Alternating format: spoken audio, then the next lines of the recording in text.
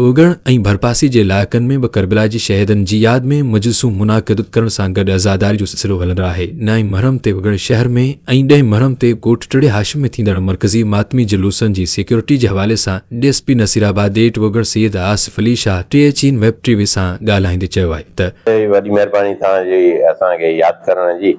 मुहर्रम जे हवाले सां असां मुख़्तलिफ़ मीटिंग्स कयूं आहिनि।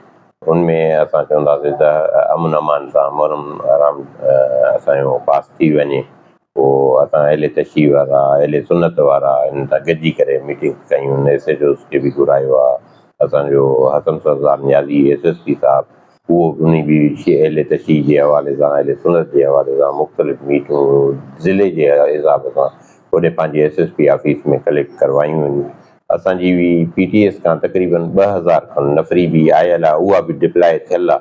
ऐं साईं खे चवणु जेके थाणनि जूं नफ़रियूं आहिनि 24 कलाक उहे हलंदियूं रहनि थियूं। असां ऑब्ज़र्वेशन में रखियूं वेठा आहियूं। अलाह कंदो को अहिड़ो नाख़ुशगवार वाक़ियो पेश न ईंदो। असां हर मुमकिन कोशिशि कंदासीं त असांजो मुहर्रम आराम सां गुज़री वञे।